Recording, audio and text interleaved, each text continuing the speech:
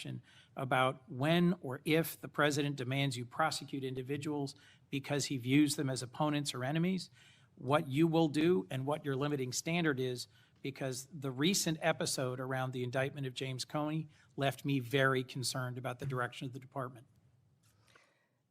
We're a minute and a half over, Senator. Chairman, may I answer? Yes. Senator Coons, as you have stated in the past, no one is above the law. And James Comey is a pending case right now. It's a pending indictment. He was indicted by one of the most liberal grand juries in the country, by our U.S. Attorney Lindsay Halligan, right here in Virginia. And it's a pending case, so I'm not going to discuss the facts of a pending case. But you can understand the alarm about the circumstances of the indictment immediately following President Trump demanding that you take action to indict and prosecute that specific individual. Thank you, Mr. Chairman. Before Hawley, I'd, without objection, introduce two documents into the record. First one is the expanded scope of Arctic frost. The second document is a list of Republican groups and people that Arctic frost targeted, including Charlie Kirk's group, Turning Point USA. These documents show the political weaponization of the Biden administration against Republicans. Senator Hawley. Thank you very much, Mr. Chairman. Attorney General Bondi, good to see you. Welcome. I've been listening closely in this hearing, and I've heard over and over from my Democrat colleagues concerns about targeting political enemies, and they've accused you of all manner of things and the current president. I've also heard them said, and I just wrote it down because I wanted to be sure I heard it correctly. I've heard them say that Joe Biden never targeted his political enemies. Joe Biden never directed his attorney general to target his political opponents. That's interesting, because I could have sworn that yesterday we learned that the FBI tapped my phone. Let's look at it. We've got a list. Tapped my phone, tapped Lindsey Graham's phone, tapped Marsha Blackburn's phone, tapped 5 other phones of United States senators.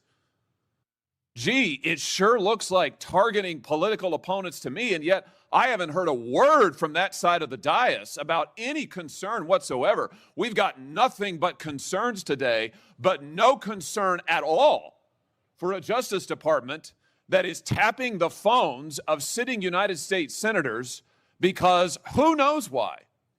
They don't like them. They're members of the opposition party. They're Republicans. They're conservatives. You've seen this document, Attorney General Bondi. What was going on here? Who ordered this? Who ordered the tapping of the phones of United States senators? Senator Hawley, I cannot discuss the details of that right now for very good reason. You're going to do a thorough investigation into this, I trust. Is that correct? We will be looking at all aspects of this, and I have talked to Director Patel at length about this. And you're going to figure out who was involved in this, who signed off on it, who knew about it. You're going to get to the bottom of all of it. Is it correct? Yes, and I've spoken to Director Patel about it, and he is committed to doing this. Well, I can tell you, we already know many of the details. We already know that this was ordered by the Special Prosecutor Jack Smith, who reported directly to the Attorney General of the United States, Merrick Garland. And we know that Jack Smith was on his witch hunt because he was directed to do so by the President of the United States, Joe Biden. Let's just remember. Let's take a walk down memory lane. April 2nd, 2022, the New York Times.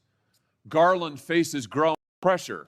The Times says as recently as late last year, that would have been 2021, Mr. Biden confided to his inner circle he believed former President Trump was a threat to democracy and should be prosecuted. It goes on to say that the Biden was frustrated with Garland and wanted him to take decisive action against Trump. Here's what we're talking about. Trump, of course, was a private citizen at the time. So he appoints his own hitman, Jack Smith, who goes after the president, former president, who goes after members of this body. You know, the thing about it, though, that really strikes me is that it didn't stop with members of the United States Senate. Did it, Attorney General Bondi? It didn't stop here at all. I mean, just as egregious, maybe more so than tapping the phones of U.S. senators is this memo that I know you've seen before. Let's just look at it again. This is an FBI memo from the same time period, I might add, from the same time period, in which the Federal Bureau of Investigation attempts to recruit informants into Catholic parishes in this country. So here you have an administration that is activating the FBI against its political opponents and tapping the phones of United States senators. Can I just say that again for my colleagues, for the benefit of my colleagues on the other side of the dais? Tapping the phones of United States senators. This isn't hypothetical. This isn't maybe what will you do in the future. This isn't, oh, gee, can you imagine a situation? This happened. This happened. And this happened, the targeting of Catholics in this country because Joe Biden and his FBI didn't like Catholics who went to a certain kind of mass. I mean, good God in heaven, what is happening to this country? What happened under Joe Biden? Or then how about this, the infamous school board memo, where Merrick Garland, at the direction of the White House, issued a memo activating the FBI's counterterrorism division against parents who attended school board meetings and had the temerity to ask what their kids were being taught. And some of those parents were treated like this. Let's just remember. Let's remember how parents were treated. Treated like this man. That's right. A parent at a school board meeting, I think in Virginia, who was drug out of the school board meeting. He's bloodied there, you can see it. And what was the response of Joe Biden's DOJ and FBI? It was to issue a memorandum saying that people like this ought to be investigated by the counterterrorism unit. And unbelievably, they were. They were. Or how about this? Let's remember Mark Houck and the pro-lifers who were prosecuted for what? For going to a clinic, an abortion clinic, and praying on a sidewalk outside an abortion clinic. This is Mark Houck and his beautiful family at Mass. This man, at the direction of Joe Biden's FBI, this man had an FBI SWAT team come to his door in the early morning hours with his beautiful children there, terrorizing them with weapons drawn. He was then arrested and prosecuted. Unfortunately, a jury acquitted him. This is what was happening under Joe Biden. United States senators spied upon. Former presidents, the political opponents of the president at the time, targeted, prosecuted. Pro-lifers, targeted, prosecuted. Catholics, targeted, prosecuted. 92 conservative organizations put under surveillance, targeted for potential prosecution. Gee, I don't know. Would you call that an example of weaponization, Attorney General Bondi? Do you think that's a fair characterization? Senator Hawley, that is the ultimate weaponization. And weaponization under Donald Trump has ended. It has ended. Harmeet Dillon is running our civil rights unit, and she is doing an incredible job. No longer will parents be targeted.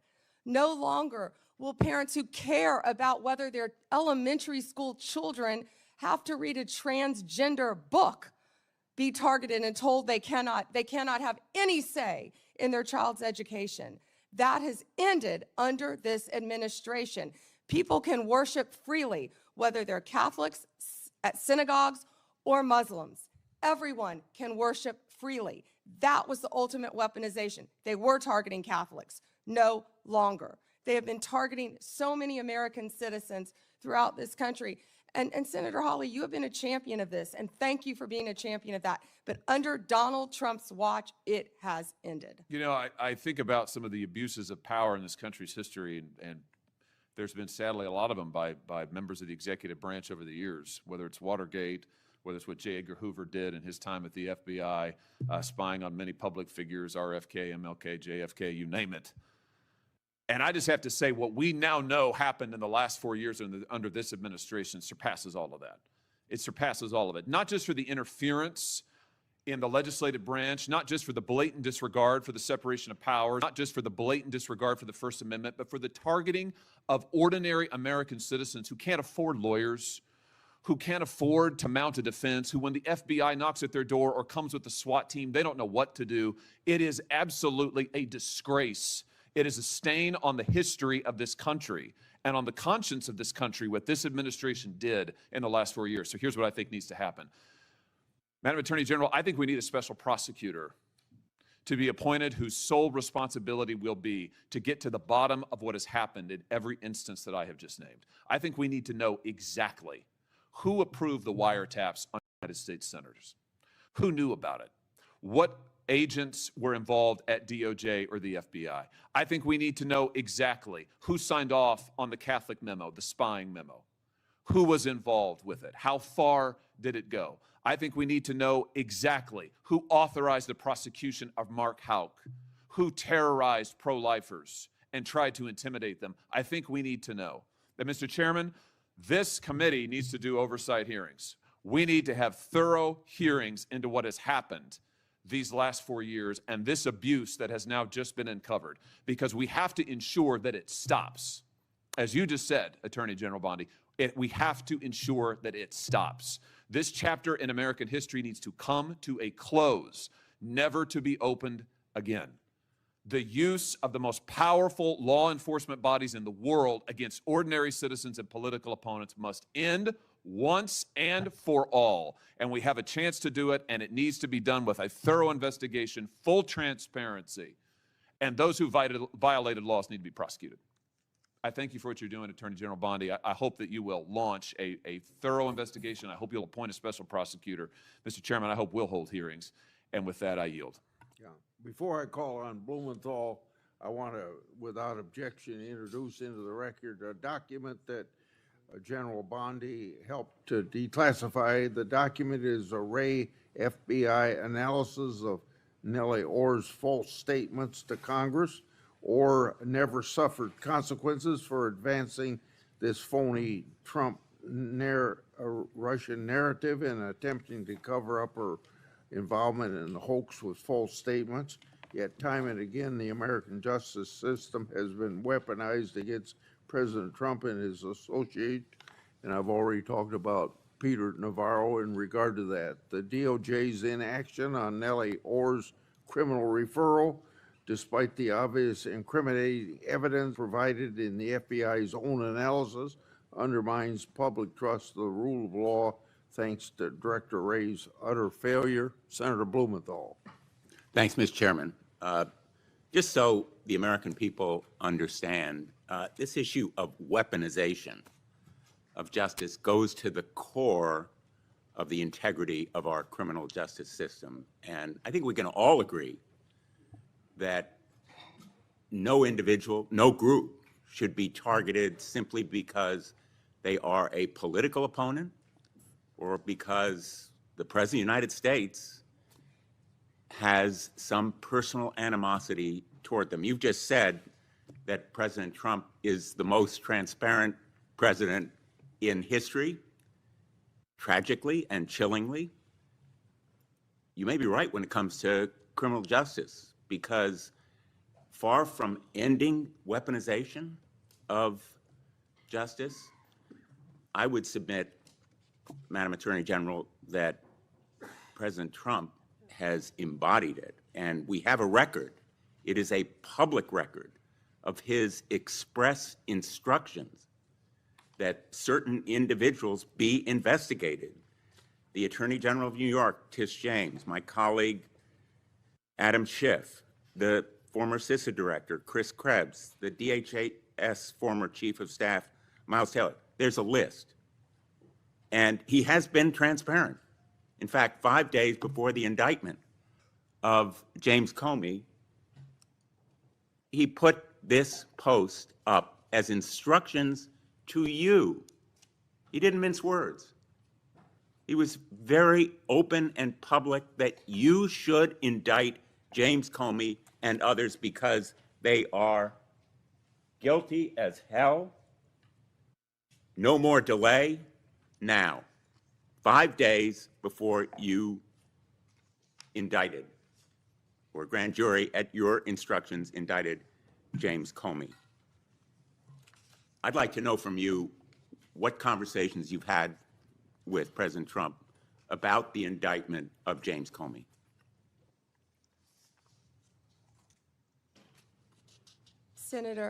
Senator, I am not going to discuss any conversations I have or have not had with the President of the United Did you States. see that You're post? an attorney, you have a law degree, and you know that I'm not going to do that. I also find it fascinating, because I'll keep fighting to ensure that law enforcement and the judicial process move forward without political interference. No one is above the law, not even the president. That's a quote from you, Senator Blumenthal, in 2017. Well, let me ask you then, when you saw that No post, one is above the law. That was your quote. When you saw that post, did you talk to anybody in the White House? I am not going to discuss any conversations I have, nor any investigations, So nor you were unwilling any to tell pending this committee cases. about conversations with the White House And if I regarding may James continue, Comey's indictment. and if I may Let me continue, show you a picture. James Comey was indicted by one of the most liberal grand juries in the United States. The night before James Comey's indictment, you had dinner with the President of the United States. Pretty intimate group. Was Actually, there James were a lot of Comey people there that discussed- night. That's a Was great James picture. Comey discussed at that dinner? I love that picture. That's a great picture. And there were a lot of people there that night. I think the Well- entire cabinet was there. Did you discuss James Comey with the President of the United States? He was sitting just to your left. Well, 2 seats down, yes, 2 seats down. And I am not going to discuss any I'm gonna take conversations that I have as a had or not yes, have with the Because the President of the American United public States. is entitled to know, Madam Attorney General. The entire whether cabinet was you at that dinner, took too, instructions from President Trump after he told you very directly to indict James Comey, which is weaponization of the Department of Justice. Oh, You wait, know, wait, wait. I You- want to agree with my colleague, Senator Hawley, that weaponization of our justice system must end. That's the reason that I propose legislation, and I challenge him and my colleagues on the other side of the aisle to join me in legislation that would create a statutory right of action for people who are selectively or maliciously prosecuted for political reasons. It would codify your manual, the Department of Justice manual, on political prohibitions against political considerations in charging decisions, and prohibit the White House from intervening, President Trump and any other president from intervening in charging decisions. It would make reforms to the grand jury process. You've just said this grand jury was liberal. We should reform the grand jury process to ensure that the government is not abusing its power and authority, and it will require transparency and accountability reforms at DOJ so that you will and other attorneys general be held accountable for these kinds of decisions. Will you join me in supporting that kind of reform? Senator Blumenthal, I find it so interesting that you didn't bring any of this up during President Biden's administration when he was doing everything to protect Hunter Biden, his son. And I think you just saw what Director Radcliffe just released. You know, this is an effort to be Information. positive. If I can finish and answering the constructive, question, I'm not Madam going to Attorney yell General. over you. I'm not going to get in the gutter with you. But information that the Biden administration told them not to investigate Hunter Biden's involvement with Ukraine. And I'm not going to be lectured to you about integrity another topic, by and I'm hoping that you someone will review who these lied about legislative being in the military just and to be support elected them. a senator. The merger between Hewlett-Packard Enterprises and Juniper Network was settled. You authorized the settlement. It was the subject of a lawsuit to block it. The settlement produced virtually no concessions from Hewlett-Packard. It was a settlement that prompted criticism from the Antitrust Division. Did you authorize that settlement yourself? As I stated earlier, Gail Slater is doing an incredible job running the antitrust unit. And as I stated earlier, that is still a pending matter, as Well, you you should know then with a law fired, degree. did you not, That all two- mergers, if I can finish answering the question. I'm going to, If I with could apologies, finish. No, I'm interrupt answering you the question. because my time is No, limited. well then don't ask me a question. So, Let me just ask you, as did I you, said, you have a law degree. You know that not only are mergers agreed upon, but they have to go to a court of law to be approved. It's a multi-step process. And as I said earlier, that is still pending. And I have full faith in Gail Slater. And Ms. Slater reportedly objected to the settlement. Reportedly, And moreover, moreover. 2 of her top officials were fired, Roger Alford and Bill Sinner. Did you authorize and direct those firings after they objected to the settlement? I am not going to discuss personnel matters or pending litigation in my office. Let me ask you about another merger. The merger involving 2 home health care agencies on favorable terms, likely to drive up costs for millions of America. The Transportation Department's rule to provide compensation to travelers impacted by airline-caused flight delays, which was canceled. The merger of Skydance and Paramount, after Paramount's ownership took a number of steps favorable to the president. These kinds of mergers belie the claims that President Trump himself has made, that this administration will stop big corporate mergers that ultimately benefit the owners of those corporations rather than consumers or ordinary, everyday Americans. Senator, And let me ask you boy, about you just listed, particularly- you just gave a Well, list let me just of finish. many I mergers. have a Can question you for talk you. to me about the issue with these mergers? I do have a question. In the merger that took place. Which that was merger? You've approved listed many. Involving American Express GBT. I understand that Brian Ballard, longtime backer and head of the law firm where you worked, was instrumental in lobbying the Justice Department to drop that lawsuit. It was dismissed, so it's not subject to a court review. What conversations did you have with Mr. Ballard? Senator Blumenthal, I cannot believe that you would accuse me of impropriety when you lied about your military service. I am you not lied. asking You you- admitted you I am lied not to be accusing you elected of a U.S. senator. impropriety. I'm You asking lied. you How about dare you? I'm a conversations career prosecutor. with Mr. Don't you Ballard. ever challenge my integrity. had I have apparently- abided by every ethics standard. Do not question my ability to be fair and impartial as Attorney General, and anything You'll with answer that my question to former another of my firm, colleagues. Ballard Partners. Thank you. Senator Lee has asked for the chair. Yeah, just wanted to note for the record, the Paramount merger that he referenced was not within the Department of Justice's ambit. That was at the FCC, not the Department of Justice. Attorney General Bondi would have had nothing to do with that. Thanks. And that was why I asked Senator Lee. He didn't know that. He was reading off a script. Before I call on Senator Kennedy, it's kind of laughable about my Democrats friends expressing fear and concern at the Justice Department's recent attempts at holding parties responsible for their actions. I can only ask, where have they been in the last few years? They had no problem watching the Biden administration and its White House use all of its might and power to attack Trump and associates. And now even Republican senators have been selected to have their telephone records made public, or not public, but well, I guess they're public now. But Biden weaponized our institutions and didn't hear a peep from the other side.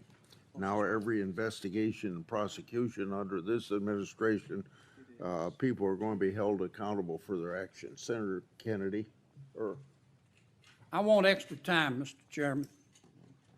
okay. I mean, this is, enough is Well, enough. Cruz was next, but he wasn't here. Senator Cruz was next. Okay, Senator Cruz, if you're ready, go ahead. Well, thank you, but I will welcome Senator Kennedy providing color commentary throughout my question. I will be happy to. If we ever finish this hearing this year. And I'll point out Senator Kennedy has a new book about testing negative for stupid, so I hope I test negative for stupid. I hope I meet the threshold of You the do book meet title. it, and I talk in the book about the tattoo of the Backstreet Boys on your back. Look, I can't help that you don't want to reach young people. I think young people are the future, damn it, and I'll do whatever steps are needed. Backstreet Boys? That would be on Vice President Vance's playlist, I heard, that got hacked. General Bondi, welcome. I apologize for injecting you in the middle of Senator Kennedy's antics. We can't help him. Thank you for the job you're doing. You are doing a tremendous job keeping this country safe. And our families are safer because you are on that wall. Our families are safer because you are returning the Department of Justice to its core function, which is enforcing the law and locking up bad guys. We saw for 4 years, under the Biden administration, we saw the Department of Justice politicized and weaponized, and we saw them refuse to do their core function. More than 12 million illegal aliens flooded into this country, and the Biden Justice Department seemed to think its job was letting murderers and gangbangers and rapists go. And the results in just a few months that you've been able to produce are tremendous. Arrests of violent criminals are up 125% since the Biden administration. Fentanyl trafficking prosecutions have risen 42% since fiscal year 2023. DOJ has coordinated with DHS to remove over 220,000 criminal illegal aliens this year alone. Under your leadership as Attorney General, you have helped rescue 4,000 children from predators and helped arrest 1,300 child predators and 285 human traffickers. In my home state of Texas, Operation Soteria Shield resulted in the rescue of 109 children. Thank you, Attorney General Bondi. Texans are safer because you are serving. Americans are safer because you are serving. You have a big task, cleaning up the messes of the Biden DOJ. One of the most egregious failures of the Biden Justice Department was its refusal to protect judges and Supreme Court justices. As you know, in May of 2022, an unknown individual leaked to Politico the draft of the Supreme Court's decision in Dobbs versus Jackson Women's Health Organization, the opinion that finally overturned Roe versus Wade. That leak was a crime. It was a theft of government property under 18 U.S.C. Section 641, and it was an unauthorized disclosure of confidential information under 18 U.S.C. Section 1905. General Bondi, do you agree that leaking that opinion was a criminal act? Senator, I can't discuss anything regarding that matter. That should answer your question. Well, I will say this. The leak occurred in 2022. So the 5-year statute of limitations has not expired. And I'm going to ask you, if it is not happening already, to direct the FBI to investigate and find the leaker. The leaker has not been exposed. The leaker has not been identified. And the FBI has far greater investigatory tools at its disposal than does the Marshal Service. And when it comes to defending the rule of law, when it comes to the integrity of our court system, having partisan law clerks, and I believe in all likelihood it is a law clerk who leaked it, leaking opinions designed to try to pressure the court politically is a gross subversion of the integrity of the court. And so I would ask you as Attorney General to direct the FBI to use every resource possible to investigate, to find the leaker, and when you identify the leaker, to prosecute the leaker for that criminal conduct. Thank you, Senator Cruz. All right, I want to turn, secondly, after that decision was leaked. I believe the leak was part of a broader effort to intimidate and to threaten and harass justices into trying to get them to change their decision. And we saw mobs assemble outside the homes of multiple justices. Do you agree General, that the mobs that came outside the homes of justices were there to intimidate the court and to try to influence the justices' decision? 100%. Well, as you know, federal law, in particular 18 U.S.C. Section 1507, makes it a crime to picket or parade outside a judge's home, quote, with the intent of influencing that judge's decision. That statute is crystal clear. And I will point out, these protests happened in 2022. So just like the leak, the 5-year statute of limitations has not expired on these protests.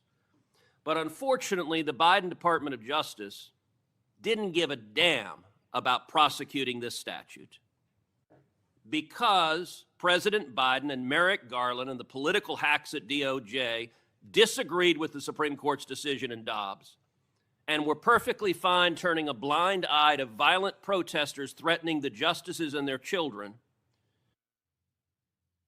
You may recall I questioned Attorney General Garland about this statute, and he admitted under oath that not a single protester had been prosecuted.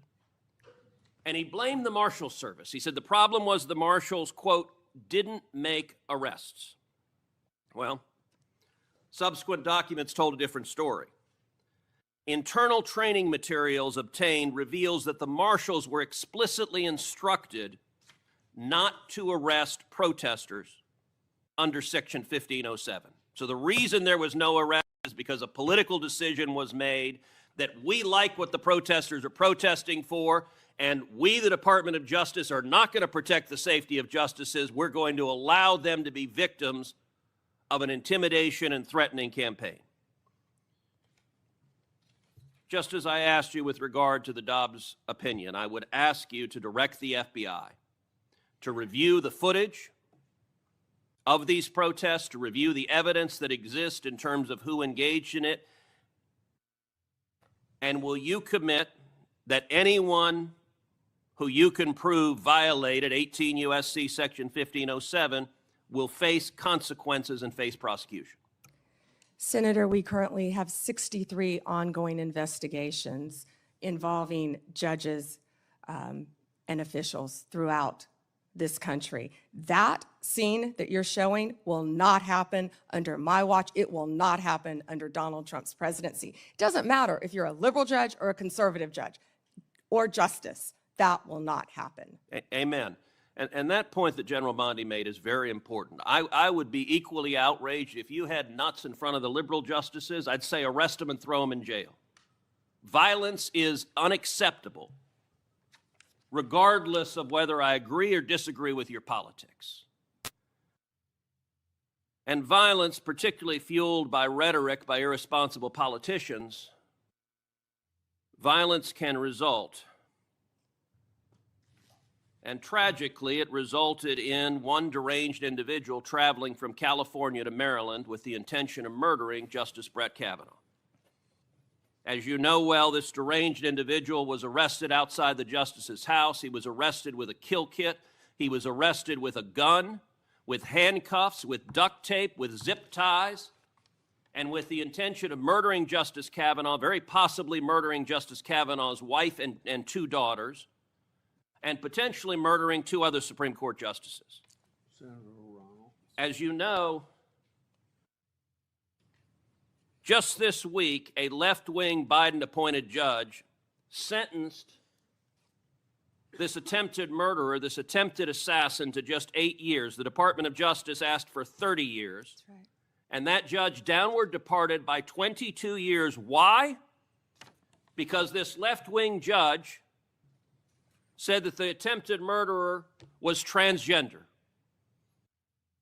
And because he identifies as transgender, apparently it's okay to try to kill a Supreme Court justice if your politics are sufficiently woke. Now, I know you have said the Department of Justice is going to appeal, and you absolutely should.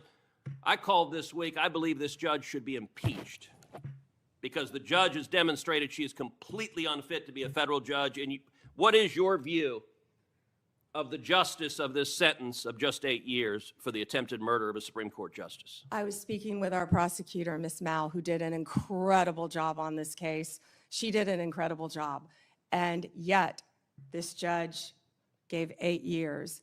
And the judge also would not refer to the defendant by his biological name, referred to him by the pronouns, and was concerned about the treatment that this individual would get regarding a sex change while in prison. And we are appealing that sentence. I immediately said we are appealing that sentence. Thank you. But my prosecutors did an incredible job on that case. And the judge wanted to put him in a women's prison. Before Senator, Not going to happen, excuse me, I'm sorry, Chairman. That's not going to happen in the Bureau of Prisons now. before Senator Ronald, without objection, I'd like to introduce 3 FBI 1023 forms into the record. The first 1023 form I made public last Congress. This is the one that Director Patel said his predecessors did fully investigate. The second and third 1023 forms relate to the first in that they reference potential Biden family criminal conduct. Senator Johnson and I made these 2 public, and we simply want to know whether the government has investigated what it found, and if not, why not? Senator Ronald. Thank you, Mr. Chairman. Ms. Bondi, FISA Section 702 will expire in 6 months. In response to my questions for the record, at your confirmation hearing, you said you did not have experience with FISA, but if confirmed, you would consult with experts at DOJ. Now, you've had that opportunity. Do you support adding additional safeguards for searching Americans' communications in the 702 database? Senator, Section 702 is a vital source of foreign intelligence and instrumental in keeping Americans safe. We also take individuals' rights of Americans, their individual rights of all Americans, very seriously. And many statutory reforms to FISA have incorporate safeguards. They have to incorporate safeguards to protect our civil liberties. The Department of Justice looks forward to working with you to discuss anything regarding 702. Appreciate I believe that. my staff, and Senator, I also want to thank you for this hearing. Your staff met with my staff, and I greatly appreciate that. Thank you. We're going to be working on 702, so I appreciate the openness to further amending 702. At your confirmation hearing, you assured me that it is the Department of Justice's decision to determine what cases will be prosecuted. Last month, the U.S. Attorney for the Eastern District of Virginia was forced out. President Trump then posted the message behind me asking about prosecuting James Comey. You then appointed a new U.S. attorney who within days secured an indictment against James Comey. That social media post behind me saying, "What about Comey?" was directed to Pam. Are you the Pam that the president was referring to? I'm sure I was. So it's very clear to me that when the president posts something like that, that he considers the DOJ to be his law firm and you his lawyer. And in fact, very shortly after the post to you, Comey gets indicted. Last year, President Trump's new border czar, now border czar, Tom Homan, was videotaped taking a bag with $50,000 in cash from undercover FBI agents after suggesting he could help with government contracts. Sounds like a bribe. 2 weeks ago, DOJ officials reportedly shut down the bribery investigation into Mr. Homan. Ms. Bondi, did you approve closing the Homan investigation, bribery investigation? Senator Hirono, as I stated earlier, the Department of Justice and the FBI conducted a thorough review, and they found no credible evidence of any wrongdoing.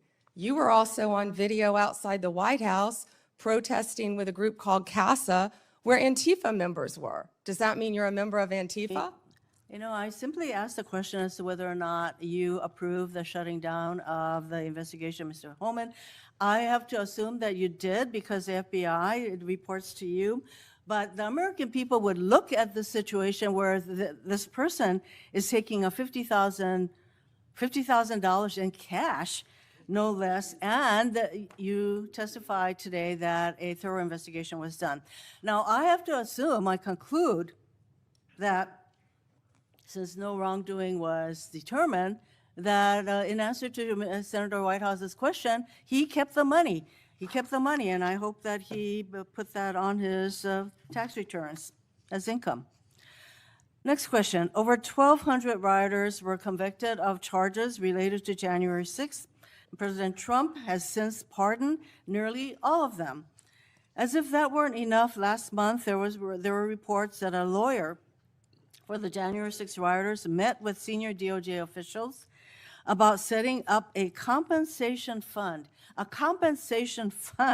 like the one that Congress set up after 9/11 to compensate these rioters. Ms. Bondi, is anyone at DOJ considering setting up a compensation fund for January 6 rioters? Yes or no?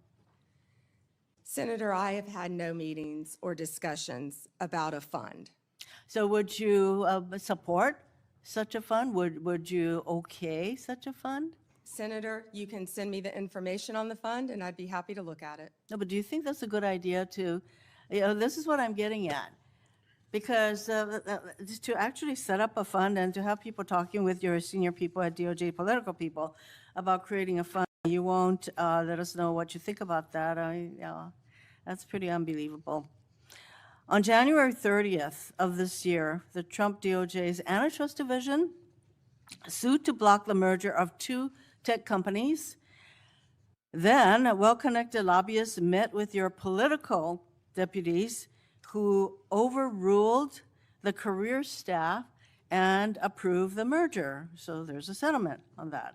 And separately, DOJ sued Ticketmaster last year for monopolizing concert tickets and forcing consumers to pay outrageous fees. Ticketmaster has hired the exact same lobbyists who met with senior DOJ political people regarding the merger of the two tech companies.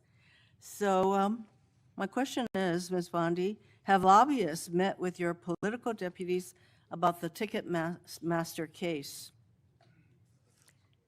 Senator Hirono, as I stated earlier, I am not going to discuss anything that is ongoing. Gail Slater runs the antitrust I would office, say and that Gail that- Slater, if I can finish, Gail Slater is doing an incredible job running my antitrust unit. It's highly likely, Ms. Bondi, that the same lobbyists who met with your people and basically got rid of the antitrust case. Senator, I don't think a lot of people I like would that say you were out they're probably protesting with meeting you Antifa. right now. Next question. You have fired dozens of career prosecutors because they worked on cases involving President Trump or January 6 rioters. For example, one career federal prosecutor who secured over 100 convictions in Florida. He also spent time in D.C. prosecuting January 6 cases.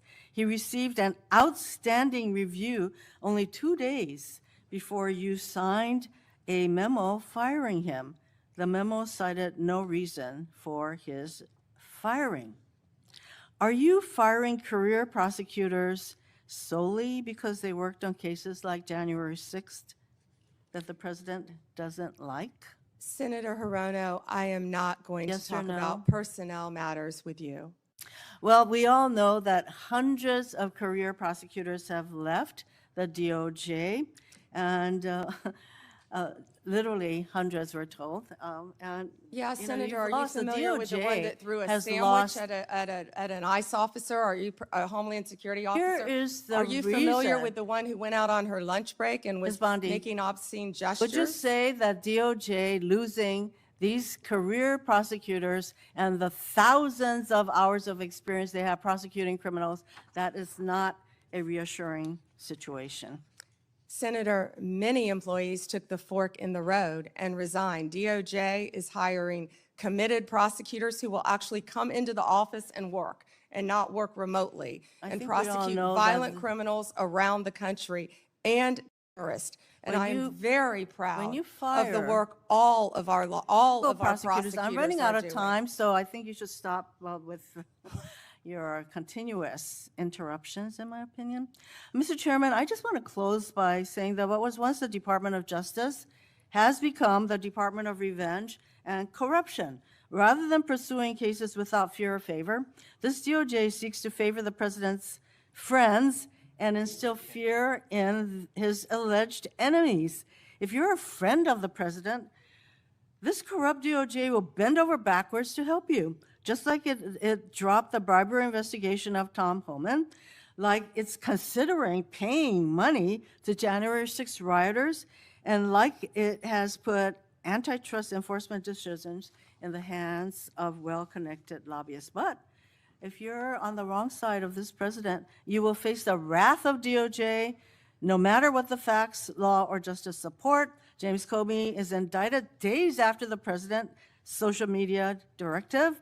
Experienced career prosecutors are fired just because they were assigned to work on January 6 cases. Blue states are sued to get highly sensitive private voter data, whereas red states are left alone. The double standard is clear, and the American people are waking up to the corruption and favoritism and the lawlessness at the DOJ. Thank you, Mr. Chairman. May I respond, Chairman? Yes.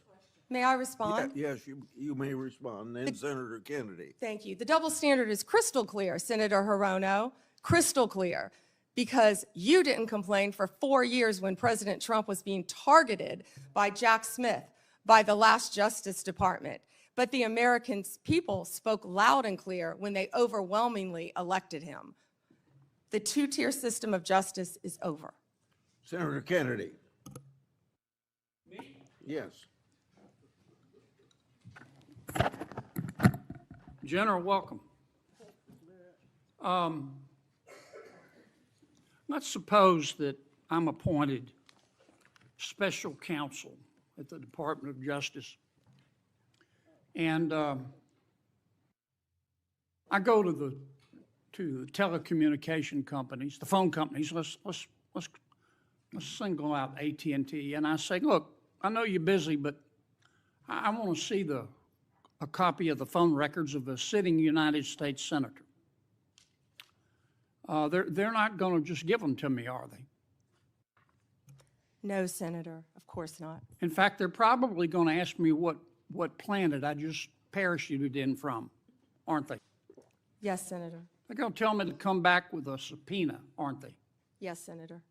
Okay. What do I have to show in that subpoena to get those phone records of a sitting? Did I mention it was a sitting United States senator? I can't remember. What do I have to show to get the phone records of a sitting United States senator? Yes, Senator, there were actually 8 sitting United States Yeah, I senator, heard that. and you would Heard have to that. have cause. I'm sorry, what do I have to show? You would have to have cause to get the Good cause or subpoena. probable cause? Probable cause. Okay. Probable cause, or if it's a subpoena, deuces take 'em, good cause, to show what? You would need good cause for a subpoena ducis tecum, and what you would have to show is that you believed a crime had been committed, or there was a possibility of a crime, or that could lead to other crimes. We By the frequently, in criminal enterprises, subpoena cell By the phones. sitting United States senator. Senator, they would have to have believed you were part of a criminal conspiracy, is my understanding. Would a judge have to sign off on it? On the subpoena? Yes, Senator. Well, for a subpoena ducis tecum, Jack Smith probably took it straight to the judge. Now, the phone companies, particularly their general counsel, if they're worried about civil liability, even with a subpoena to get the phone records of a sitting United States senator. Did I mention it was a sitting United States senator? Yes, Senator. The general counsel for that phone company, let's say AT&T, they have the right to seek to quash that subpoena, don't they? Phone companies frequently do that. Yeah. And a smart general counsel for that phone company is going to call the sitting United States senator and say, would you like to weigh in on this? Would you like me to quash the subpoena? We're talking about invading someone's privacy here by a sitting United States senator. Could the general counsel for the phone company do that? Well, Senator, if they believe that a crime could have been committed, they could not tip off the person who committed the crime. Again, I can't comment on details of this Yeah, I'm particular not asking, case. I'm just asking you theoretically. I've never seen you commit a crime, Senator But Kennedy. let's suppose, okay, they didn't want to tip off the sitting United States senator. But the phone company and the general counsel for the phone company, or companies, if there were more than one involved, could say, you know, this is serious as an aneurysm. This is serious as 4 heart attacks and a stroke. This is a sitting United States senator. So general counsel would likely advise the CEO, well, you need to file a motion to quash. The telephone companies could have contested those subpoenas, could they not? Hypothetically, yes, I can't talk about the facts of this Understand? particular We're case. talking hypothetical. Senator, subpoenas are issued all the time through phone companies working with the general counsel. But they can for file a motion to cause. quash. They could, yes, Yeah. in any case. And if they should have filed a motion to quash, and a reasonable person would have filed a motion to quash, because this is a sitting United States senator, and they didn't file a motion to quash, they would incur civil liability, wouldn't they? Senator, typically phone companies follow a subpoena from a United I States know they do, but attorney. they don't have to. They could challenge it, Senator. Yeah. And if they don't challenge it, they better have a damn good reason. Right? Right? Senator, I can't talk about the facts of this particular This is just a case. hypothetical. In general, hypothetically, Senator, maybe they didn't recognize any of the names of the 8 sitting United States senators. Hypothetically. That was a joke. Or maybe they should have gone to Amazon and buy some testicles online. Instead of just saying, sure, I'll just show you the phone records of a sitting United States senator on the basis of an administrative subpoena. Now, do you have copies of the subpoena applications for Yes, these Senator, 8? Senator, I can't discuss anything regarding You this can't case even with tell me you. if you have copies? I can't discuss any of this. All right, with when are I'm you sorry. going to, General, when are you going to be able to discuss it? I can't discuss whether there is or is not a pending investigation, I understand, Senator. This but was let's just assume brought to light if by there is a Director pending Patel. investigation, I don't want this to get swept under the rug, okay? Because I think you're going to get pushback from all quarters. I think the telecommunication companies are going to be all over you like a bad rash because they've got liability here for just turning over these records when they knew what was going on. I think some FBI agents may have some liability here. I think a special counsel might have some liability here. If I were your special counsel and you had appointed me and I wanted to get the records of a sitting United States senator, is that something you would expect me to tell you as Attorney General of the United States? They better have. Yeah. And Do we know in this instance of the 8 sitting United States senators if they told Attorney General Garland? Senator, I just learned about this very recently, as did Director Patel, and we cannot discuss the details. I don't know many of the details. Well, maybe we ought to get Attorney General Garland here. Do you know if the special counsel told FBI Director Wray? Is that something, let me put it another way. If I were your special counsel and you were the director of the FBI and I'm trying to get the phone records of a sitting United States senator, did I mention it was a sitting United States senator? Is that something couple that, times. that you would expect me to tell you as director of the FBI? In general, I would believe the FBI would help execute the subpoenas Yeah. to the Okay, businesses. I want to switch to another subject in the 12 minutes that I have left, since everybody else got to go over. I've got to ask you about this, General. Secretary Howard Lutnick on October 1 gave an interview to the New York Post about Mr. Epstein. And he described Mr. Epstein as, quote, the greatest blackmailer ever, close quote. Have you reviewed that transcript of that interview? I have not reviewed the transcript, but I saw the clip of it. Okay. It appears that Secretary Lutnick was Mr. Epstein's next door neighbor. In fact, their townhomes shared a wall. And the reporter that was talking to Mr. Lutnick, she asked how other prominent men could have been associated with Epstein when Mr. Lutnick could immediately sense that he was a, quote, pervert. And then Secretary Lutnick said, or rather the reporter said, did they see it and ignore it? Do you remember that from the interview? I do. And Commerce Secretary Lutnick said, no, they participated. And then Commerce Secretary Lutnick goes on to say, quote, that's what his MO was. You know, get a massage, get a massage.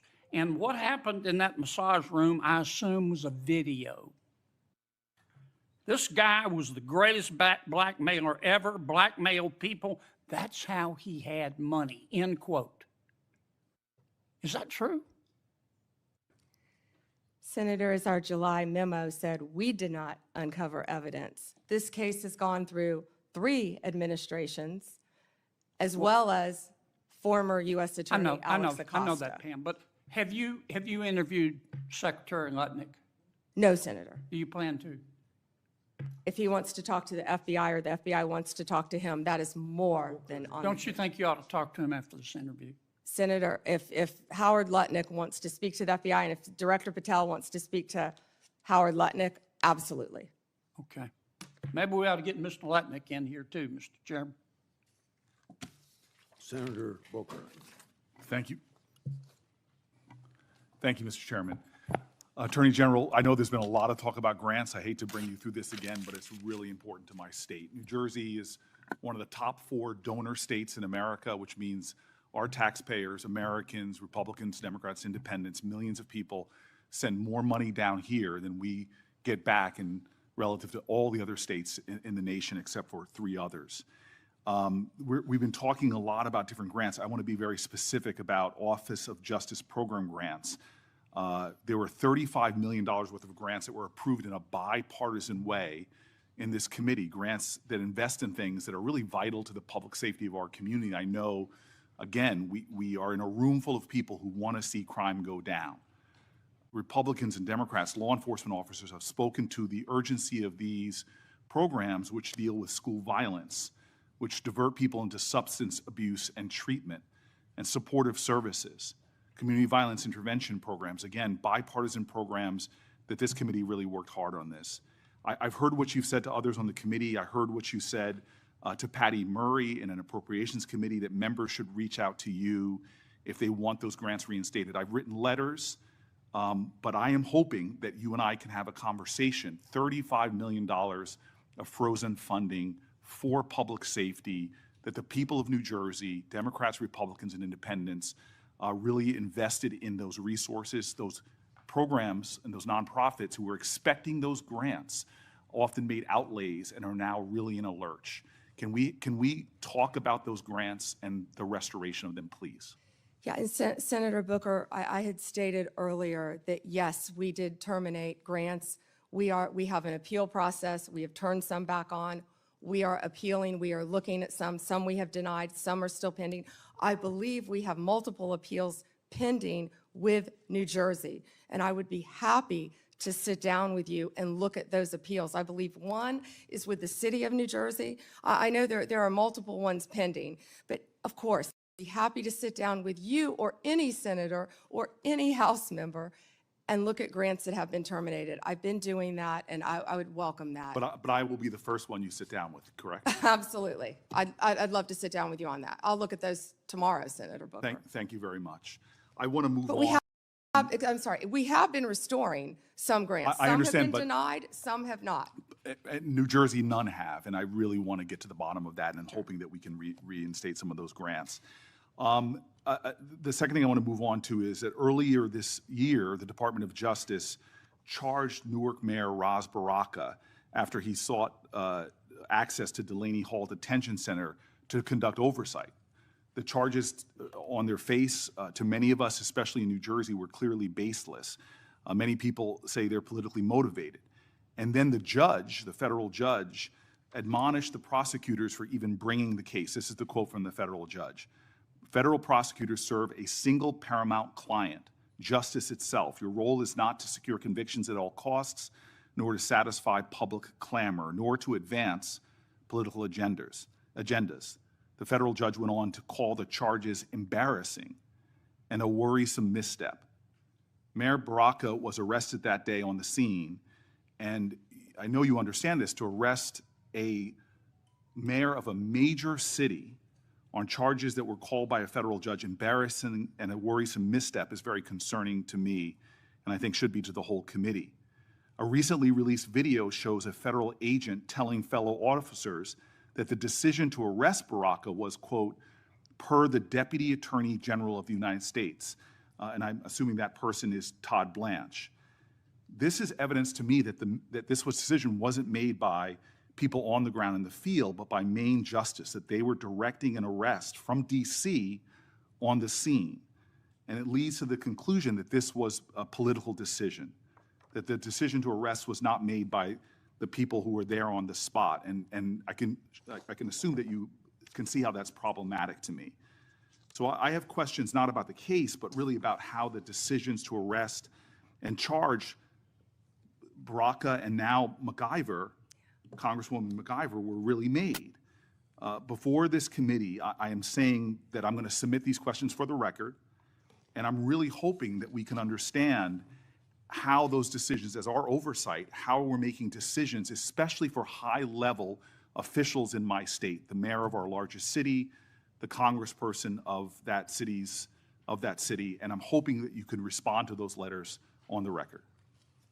Yeah, and Senator, that matter is ongoing, and so I can't discuss it. As an attorney, you realize I can't discuss an ongoing matter. And I respect that. I guess I just want to know, and we'll leave this for the questions for the record about the decisions on how they're being made, not the case in itself. I want to move on. And again, I've heard your testimony so far. I know that there is data about violent crime in this city, but I'm really concerned about the application of Justice Department resources towards the challenges we have. You and I both know that about 11,000 Americans have been killed by a firearm just this year. The Department of Justice, according to the White House's own documents, as well as that of the conservative think tank Cato, have shown that there has been a significant movement of law enforcement resources away from many other issues and into immigration enforcement.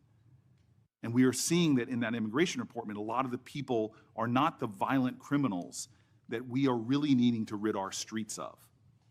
In total, according to the Cato Institute, you've reassigned 7,460 law enforcement away from their primary duties, investigating drug traffickers, prosecuting child pornography, targeting high-value white-collar criminals, and again, forcing them, this is according to the Cato Institute, into low-level immigration enforcement. This includes, in terms of gun violence, 1,778 agents from the ATF to this kind of immigration enforcement. The White House itself has said that they diverted 45% of all of agents in 25 FBI field offices to work on immigration full-time. As a person who worked very closely in my time as mayor with the New Jersey field office, that's really concerning given the other threats. But it doesn't end there. The DOJ has eliminated the Organized Crime Drug Enforcement Task Force, the independent component of the DOJ whose job it was to combat transnational organized crime, dissolved the Community Relations Service, which in New Jersey has been invaluable over 60 years, responding to communities experiencing conflict or violence, and something that people on both sides of the aisle of this committee have really invested in. You all have rescinded VOCA and VAWA grants to support survivors of sexual assault and human trafficking. There seems to be a disconnect here between the application of the resources of the Justice Department on the things that are most concerning when it comes to crime and where they're being directed instead. Senator Booker, first to OCDETF. The most important point is that the work of OCDETF is continuing. The executive office is being dissolved. We have said that, but the work of OCDETF is continuing. The resources that were previously provided to law enforcement organizations through OCDETF are now going directly to those organizations. I will assure you, no work will be sacrificed as a result of getting rid of the executive office of OCDETF. The agents and the attorneys are working with Homeland Security. They're all working together as a unit. Okay, Attorney General Bondi, I'm running out of time, and I'm going to put some questions in QFRs, because again, this is conservative think tanks and others are pointing about literally over 1,000 people being taken off of things that I think would concern the public. I'd like to get that, but I also just want to quickly mention that for the record, I want to ask about the Public Corruption Unit as well. We now have gone from a public integrity section that went from 36 full-time prosecutors to now only 2. And yet we know, Democrats and Republicans, there is a real problem with public corruption in our country. And we know that the DOJ has stopped enforcing the Foreign Corrupt Practices Act, disbanded the Foreign Influence Task Force, dismissed the indictment against Trump donor Andrew Weidenhorn, cut back on white-collar investigations. My list goes on. I'm running out of time. But I will ask for the record against not only reassigning officers and prosecutorial resources from the other things I mentioned, but public corruption is really important. I want to talk about an area of bipartisanship on this committee, which is antitrust. This is a very bipartisan area. In June, the Antitrust Division finalized a proposed consent decree with Hewlett-Packard Enterprises and Juniper Networks, settling the DOJ's challenge to the company's $14 billion merger. Reportedly, your Chief of Staff, Chad Mizell, and Acting Deputy Attorney General Woodard overruled career antitrust staff and approved the merger. This is a massive area of concern for Americans writ large. This is an area where corporate power is growing, corporate concentration in our country is happening at great degree. I'm grateful that the ranking member with Mike Lee on a committee that is really trying to get into this disturbing trend. And the issues right now in the Justice Department, the resources being put on it, and the appearance of improprieties that we're seeing are troubling. All I want to ask as my final question is, would you commit just to talk about antitrust to coming before the Antitrust Subcommittee, led by Senator Lee, to discuss antitrust enforcement in our country? We're over time. May I answer, Chairman? Yes. Senator Booker, I work hand in hand with Gail Slater. She is doing an incredible job. I said that earlier. I will let Gail Slater handle all matters with antitrust. The HP matter, Juniper, is a pending matter still because, as you know, it has to go before the courts, even after a decision has been made, and that's where it's pending right now. If I can go back to your previous 2 questions, first about our agents being reassigned. Our agents are working tirelessly on their day jobs and with Homeland Security. And right now, they're not getting paid. And they're on the streets during a government shutdown working to keep every city in this country safe, in New Jersey and in every state. They're working together with DHS on task forces, but they're also doing their core mission, and they're getting child predators off the street. They are working so hard with all the agencies, hand in hand. That has not been sacrificed. And I'm so proud of the work that the FBI, DEA, ATF are doing. ATF agents have worked tirelessly. I am in constant contact with them on the incredible cases that they're making to keep our country safe and our world safe, especially our DEA agents who are stationed around this world, and now they're not getting paid. Back to the public integrity section, the last point you made. It has not been slashed. Those are going to the various U.S. attorney offices to be handled in each office around the country instead of one unit based in D.C. Yeah. Thank you, Senator. Before Blackburn, my Democrat colleagues continue to criticize the DOJ for their role in President Trump's historic immigration crackdown. They've talked about due process. They've talked about the lack of transparency and oversight. However, my Democratic colleagues were silent about the former Biden administration failure to vet Afghan evacuees. Instead of coming clean, the Biden administration dismissed and failed to answer my oversight request. Not a peep from my colleagues about these massive vetting failures. The Department of Homeland Security Inspector General confirmed these vetting failures. Senator Blackburn. Thank you, Mr. Chairman, and AG Bondi, thank you for your time before us today.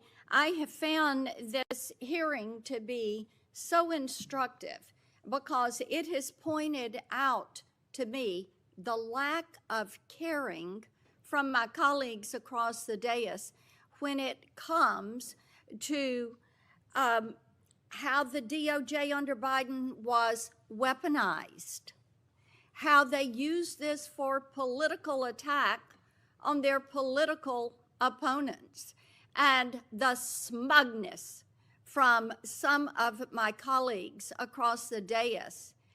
I think they enjoyed it. I think they wanted it to continue. And I think that's why they oppose some of the reforms that you are making to actually get people out across the country and to get them working and to have people that are actually finding out what the FBI and the DOJ did. You look at what happened with Crossfire Hurricane and the way some Democrats tried to blow that up and make it some big issue and all about Donald Trump and the accusations. And of course, they've been proven wrong. You look at what has happened, what we're finding out about Arctic frost and the way we were surveilled and the way Senator Graham, Senator Hawley, and I, we don't know what all they got. We don't know who all they tracked. But to tap our phones, to pull that data for these wireless companies to have allowed them to have that and for them to use it in their investigations, how disgusting is that? And their attitude and lack of concern about the weaponization of the DOJ. I've had a couple of colleagues who have been so concerned about some bureaucrats at the DOJ and the FBI being fired. You know what? If they did wrong, not only fire them, prosecute them. And my hope is that as we look at what happened with Arctic frost, that there will be a special counsel, that we will do our due diligence, and that those who did this wrong, this illegal activity, absolutely, they need to be prosecuted and they need to face the full extent of accountability within the law. I made a note of how resistant they are to reform. And in my opinion, what this shows is that they don't want one tier of justice. What they want is two tiers of justice. It was their play box. They could get in there and manipulate and use it to spy on us. So they saw this as something that furthered their political goal. So I am pleased that you are cleaning house. And those who have not served the American people well, fire them. They need to be gone. They need to be gone. Talk for a moment, just a moment, about what you're doing to end the weaponization.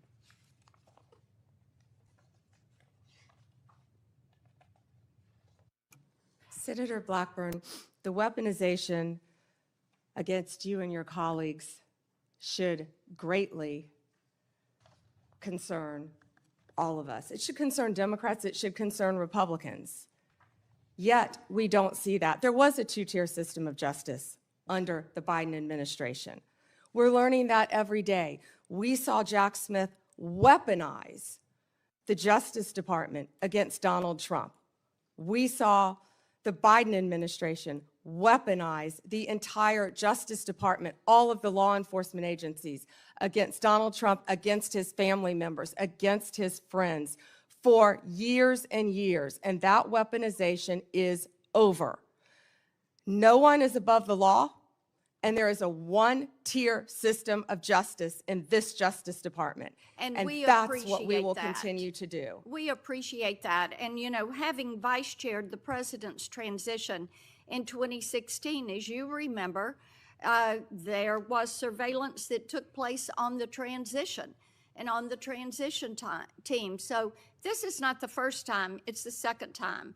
And shame be to those that have furthered those lies and what James Comey did to this country, what Christopher Wray allowed to happen to this country. I want to talk to you about Memphis, the Memphis Safe Task Force. And you, President Trump, Director Patel, the work you're doing there is really quite amazing. I had pulled those latest stats, and we had 503 arrests with the FBI task force in July and August. We've added, with your Memphis Safe Task Force, just last week, 321 arrests, 83 firearms that were seized, 7 missing children that were recovered, 28 known gang members have been arrested, and the list continues to grow. We've also gotten over 120 federal indictments. But this is really quite a success story, and I think that cities like Portland and Chicago are missing out by not having this coordinated, focused effort. And the fact that there are 13 federal and state agencies working together to make Memphis safe again. And we are very grateful about that. One of the things that we are working on is to end a cashless bail. We have a very liberal DA in Memphis that has campaigned on avoiding cash bail. And we had a good hearing on this last week. And we have legislation, Representative Stefanik and I have legislation that would end cashless bail in DC, and then also would remove funds from jurisdictions that practice cashless bail. Touch on that and the importance of having cash bail for that accountability, keeping those criminals off the streets. Yeah, Senator Blackburn, first to Memphis. I was in Memphis, as you know, a few days ago with Secretary Hegseth, and we had about 1,100 officers from at least 13 agencies working hand in hand. Your Memphis police officers care. They want to be out there doing their jobs. And what we said is we have federal law enforcement officers now who have their backs. They were thrilled to have us there. The mayor, Paul Young, is working well with us. Of course, Governor Lee was there. You have been a champion of this. Senator Hagerty has been a champion of this. You both, before I was sworn in as Attorney General, you both brought this problem to my attention. You talked to Director Patel, and Director Patel was on the ground right away in Memphis, attempting to make Memphis safe. But we knew we needed so much more than that. He put a huge dent in the problem. But Memphis's crime is through the roof, the highest violent crime rate in the entire country. And that's why we went to Memphis. And Memphis has welcomed us. It's an iconic city. And we want to continue to work with Memphis. And we're going to do that just like we did here in D.C. The citizens have been great working with us. Violent crime shouldn't be occurring in any of these cities. And as you said, I don't understand why Chicago, why Portland, why these sanctuary jurisdictions don't want to work with the federal government. No. Gangs are rampant. Transnational gangs are rampant in these cities because they're harboring them, no longer under Donald Trump. Whether they want to or not, we are going to come in and make it safe for their citizens, whether these liberal lawmakers want to or not. And you know what I said regarding the DA in Memphis? I said, we're going to protect the Memphis police officers. We're going to take every single case federally that we can. Yeah, because the and- DA has cashless bail. It's a revolving door, and no one is being held accountable. Police officers are seeing someone arrested, and they're back out on the streets the next night committing crimes. And Janine Yes. Pirro is working on that here in D.C. to change that as well. So thank you for your Well, and legislation. we appreciate that, and the Memphis mayor is doing great. We had a Shelby County official who was trying to dox some of these officers, and she's since taken this tweet down, but she's an elected official. And she goes, attention on Peabody between McLean and Cooper, 4 fed vehicles and a trooper, men in full gear and guns on street. Hashtag pay attention, folks. This is the kind of action that is not called for. I mean, the fact that an elected official would do this, this is why we have legislation that would make it a crime to dox any federal law enforcement official when they are doing their job. And these apps, and Apple and Google say that they've removed these apps, but I tell you what, these law enforcement officers need to be protected. We appreciate that you are doing that. Thank you for being here. Thank you, Senator.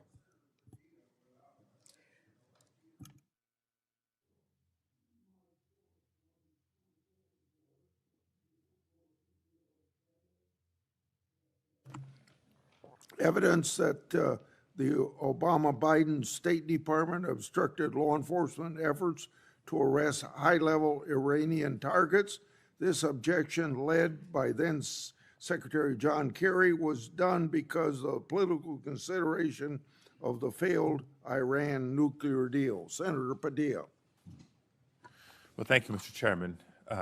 Appreciate the opportunity to participate in this hearing today, which is our, at minimum, annual opportunity to ask questions as we fulfill our obligation to provide accountability over the Department of Justice.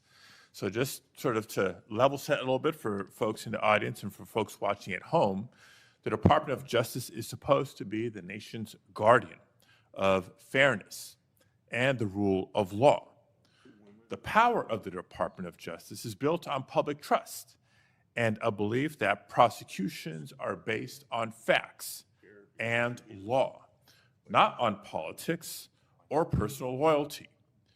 And I call that out, Mr. Chairman, because when that breaks down, when the public trust breaks down, then justice itself is at risk. But under this Trump administration and the leadership of Attorney General Bondi, I believe the independence of the Department of Justice has come under attack.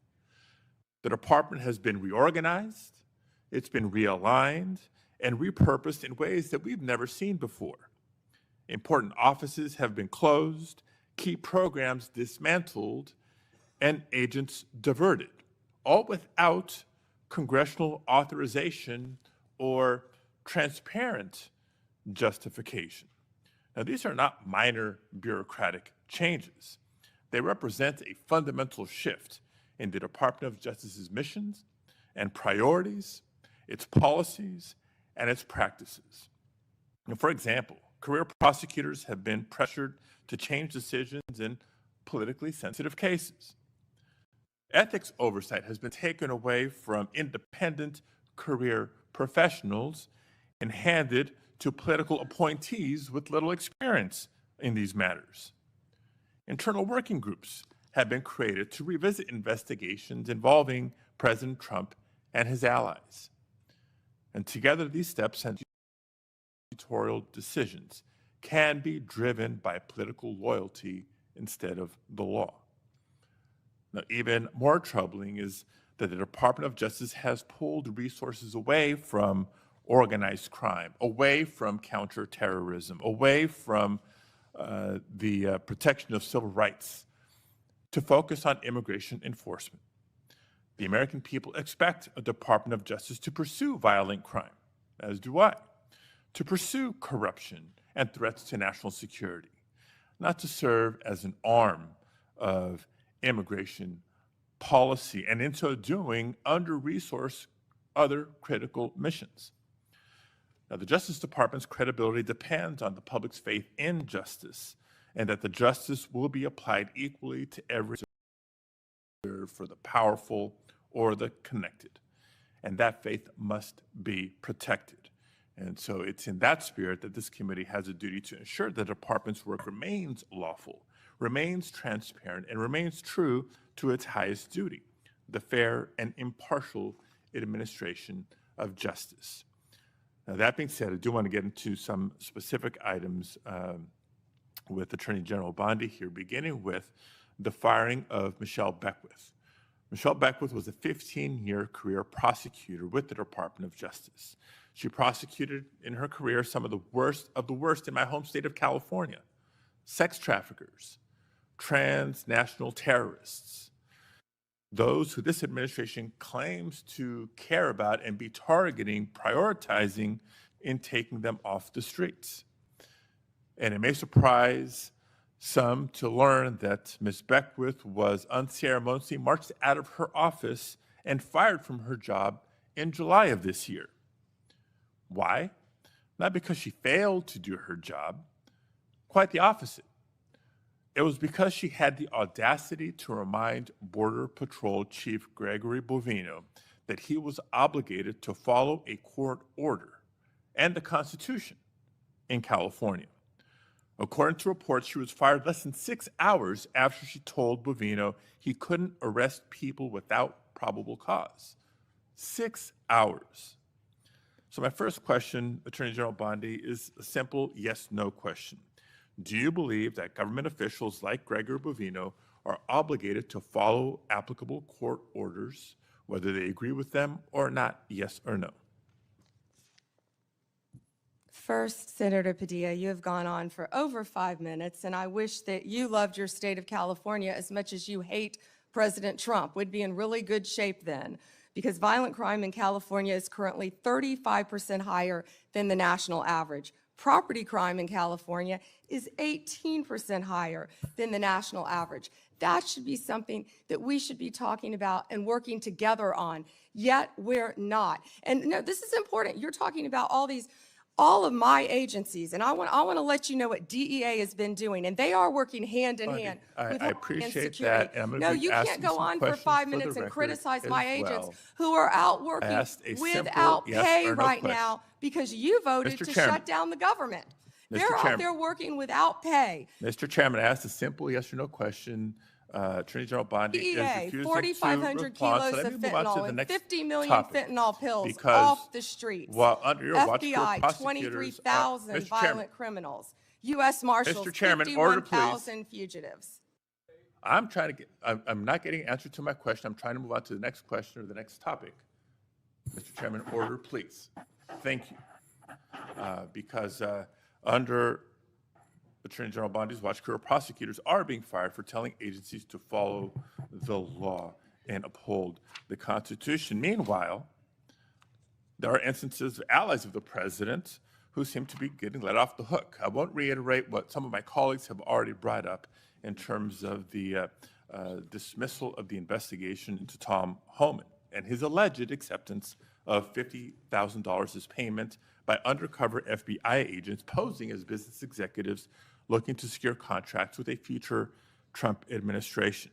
Because if the reports are true, it's not just the underlying conduct of Mr. Homan, which would be absolutely unacceptable, but the dismissal of the investigation charges raises concerns about the influence of the White House on the Department of Justice. Again, a simple question, and I'd appreciate a simple and brief answer. Whose decision was it to end this investigation? I have answered that question multiple times, yet you didn't have the courtesy to be sitting in here for the hearing. I'm not going to answer it again. And I find it interesting that you want order in this proceeding now. Excuse me, Senator. Then I You will want ask a order in this follow-up question. proceeding Mr. now. Chairman, order, You sure please. didn't I have will ask a order when follow-up you question. stormed Secretary Noem Mr. Chairman, at a press Mr. conference in Chairman, order, California, please. did you?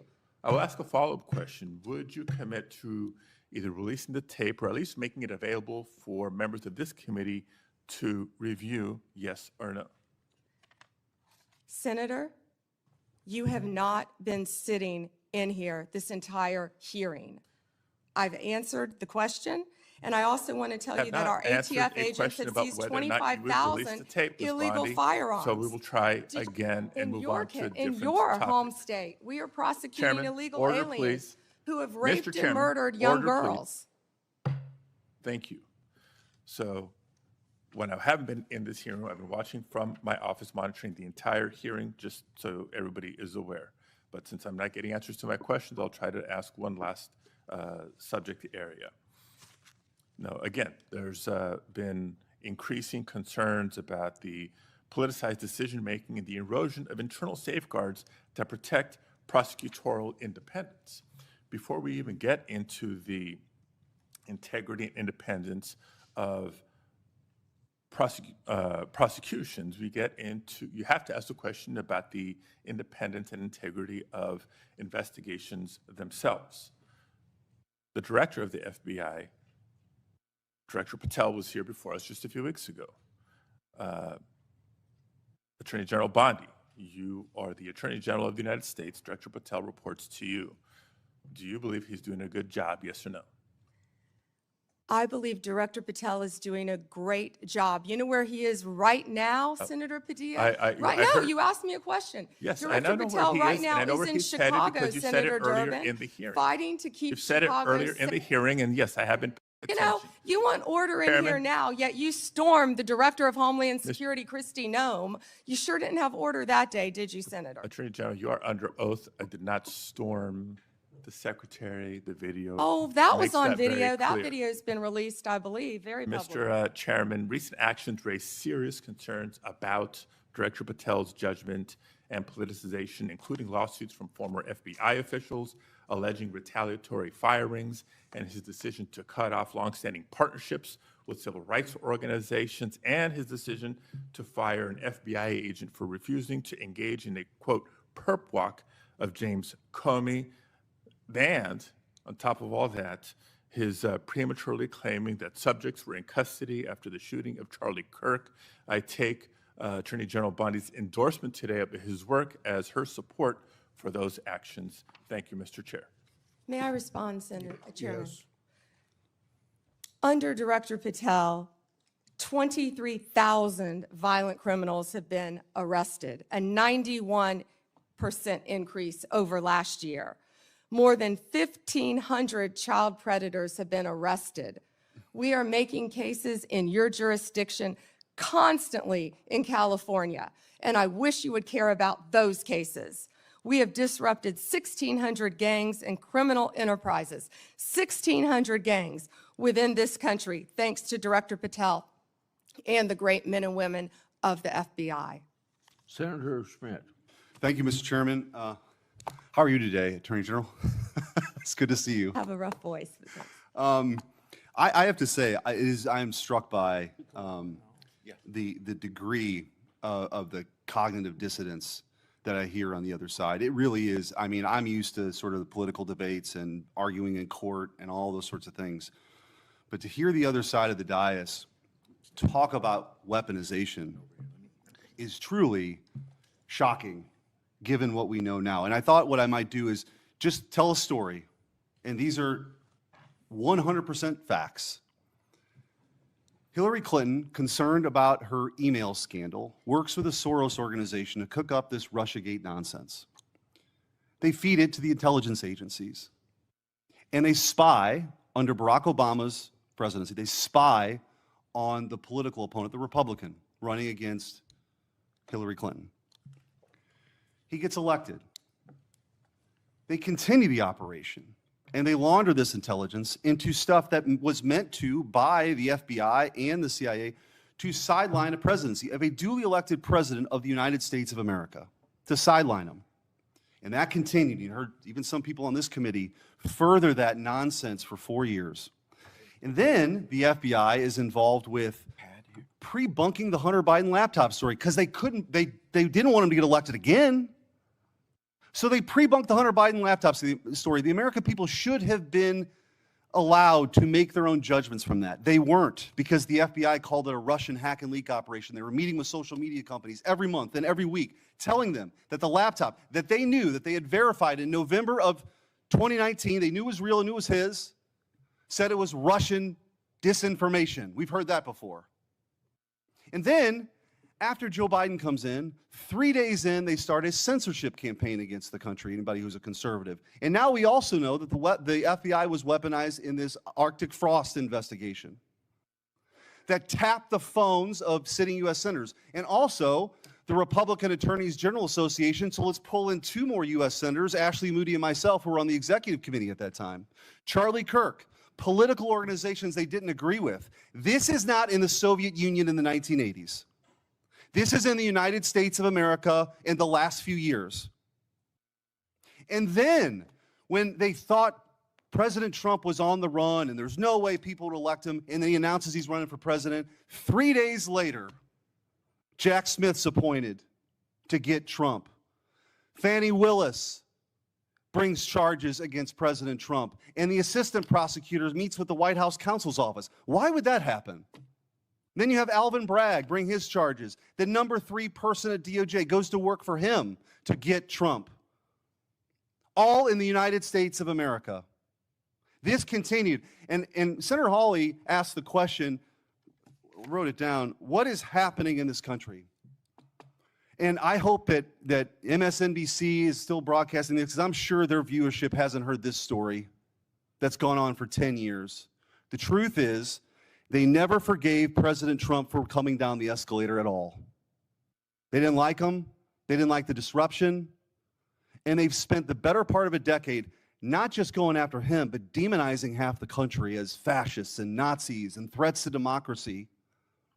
And they have fueled this division in their inability to accept the fact that half of the country isn't deplorables, as Hillary Clinton called her, bitter clingers, as Barack Obama called them, or trash, as Joe Biden called them.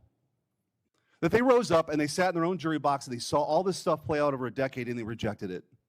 And now you have come in, clean that up, and you are doing a great job in doing that. And let me make this clear. There is a big difference between what happened under the Biden regime and the weaponization, and then holding those people accountable. That is not weaponization. If that doesn't happen, this will happen all over again. So your job, as you talked about in your confirmation hearing, is so important that this never happens again. And holding people accountable who are part of this conspiracy is absolutely your job. And I'm also taking, you don't have to comment on this, your unwillingness to answer questions that have come up.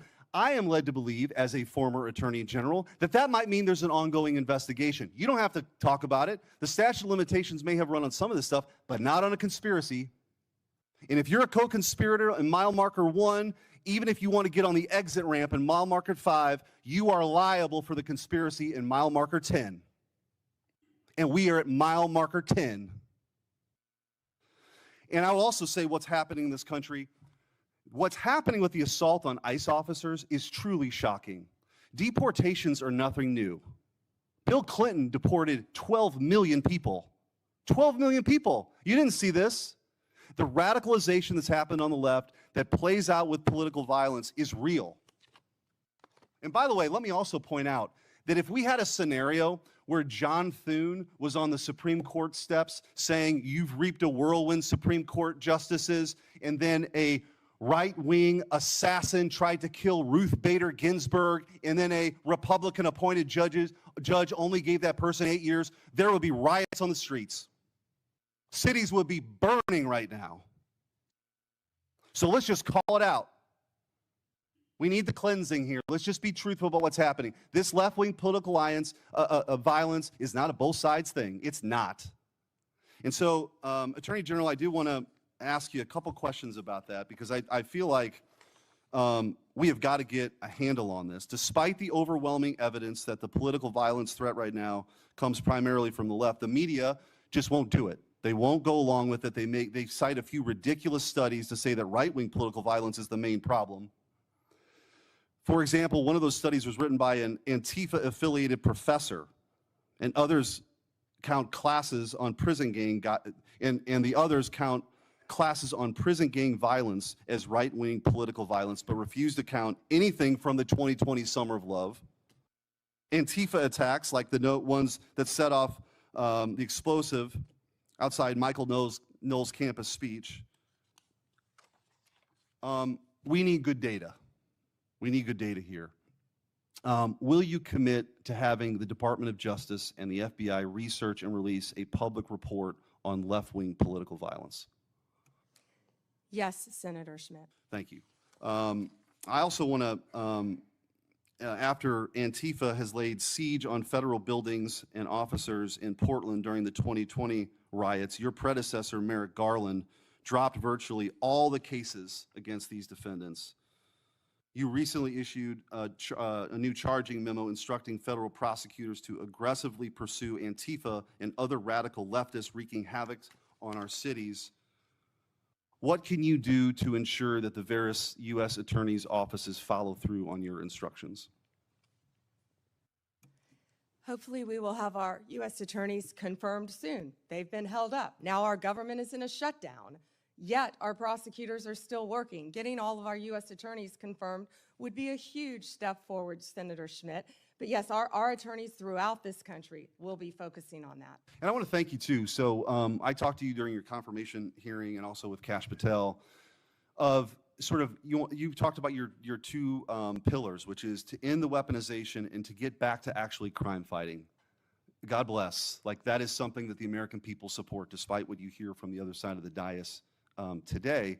And in those conversations, we talked about you and Kash Patel getting field agents out in the field and doing the work of law enforcement. I said, I've got just the place for you, St. Louis.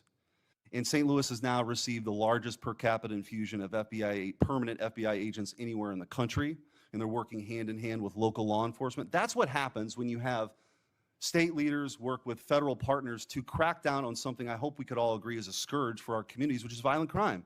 But that is not, J.B. Pritzker, I guess he wants his moment. These Portland people want their moment of defying Trump. It's crazy to me. We should all be unified in this effort of making sure our laws are enforced and taking on violent crime. But I will say, in closing with this, because you referenced the shutdown, it's the same motivation. The same thing that motivates J.B. Pritzker to stand in front of the podium and defy Trump is the same motivation I hear from my Democrat colleagues now in this shutdown. It's not about anything other than the fact, and this is a clean CR. This is what they have lectured us on making sure we do 13 times in the last 4 years. This is about appeasing an increasingly radical base to prove that they're willing to stand up to President Trump. And I don't know how we get through all this unless there's a real reckoning on the other side about that reality. But in the meantime, I'm glad you're doing what your job is, which is to be the chief law enforcement officer of this country, focusing on violent crime and keeping our communities safe. Thank you. Thank you, Senator Schmidt. And despite what they're saying on the other side of the aisle, our agents are out there working tirelessly every day to make America safe. And that was Donald Trump's directive, and we will make it happen. Thank you, Senator Schmidt. Senator Welch. Thank you. Thank you, Attorney General Bondi. I have noticed that at various times when one of my colleagues is pressing you, you come up with something in their background So I'll be waiting for my turn, but you don't have to do it right now. So let me get to my questions. One of the things that you mentioned, and I agree with this, that it's really tough on the various federal workforce, including our law enforcement folks, who are not getting paid because of the shutdown. I agree with that. But I also think that wasn't the whole story. There is an issue here that's going to affect Americans, whether they voted for President Trump or voted for Vice President Harris, and that is the loss of health care, where on November 1st, everyone who is getting Affordable Care Act help to buy insurance is going to get the notice of premium increases. And I got a letter just today from a Vermont family, nuclear family of 5, husband and wife, 54 and 55, with 3 kids, one of whom has acute myeloid leukemia. And the apprehension that they have is that if we don't solve this problem, and November 1 is a urgent date, then their family premiums will triple. It'll be beyond their ability to pay. So I'm assuming that with respect to the threat to health care for families in your state of Florida, in my state of Vermont, you would share that concern and hope that we would resolve that. Senator Welch, I would be happy to speak with that family too, because there are many nonprofits that help with children with terminal illnesses, and I'm involved in some in Florida. So we would be happy to talk to you about that. As to health care, the government is shut down. It's my understanding, maybe you're not one of them, but because many Democrats want health care for illegal aliens, and that's what shut down the government. Let me be clear. That's one of the sticking points, and I don't know if you voted All right, well, for that or not. this actually is important to all of us. And the lament I have is that if this health care goes away, this premium support, it is really going to hurt families in red states and blue states. And in Vermont, I mean, we voted Democratic, but we have a lot of good folks who voted for President Trump, and their health care is jeopardized. And there's a November 1 deadline that is coming up. And the reason I'm saying this is that I think it's important for us to try to work out together a resolution that's going to be beneficial to people you care about in Florida and voted for President Trump, and people I care about in Vermont who voted in some cases for Vice President Harris and some for President Trump. So it's not just Democrats not wanting to negotiate. And in fact, we do want to negotiate. And that's why I'd encourage the president to encourage my colleagues on the Republican side to sit down with us and try to see if we can make some progress.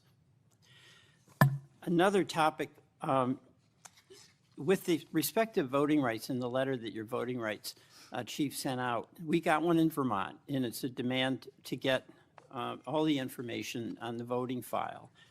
And in that letter, in the announcement of that letter, the chief indicated an apprehension about the voting process being taken over by, quote, the left. Now, do you have any information with respect to Vermont about a takeover of the voting process by, quote, the left? Senator, I'm not familiar with what you're referring to. We are currently involved in voter roll lawsuits in 6 states. Is that what you're referring to? No, there's a letter that went out demanding that states, including Vermont, provide all the voting file information, Right. includes personal information. But when that letter was sent out, That's perfectly legal. but there was an assertion by the chief in this division that this was to deal with the fact that the voting process has been taken over by the left. So we got one of those letters in Vermont. And my question to you is, what do you mean by the left? And do you have any evidence that the so-called system has been overtaken by the left?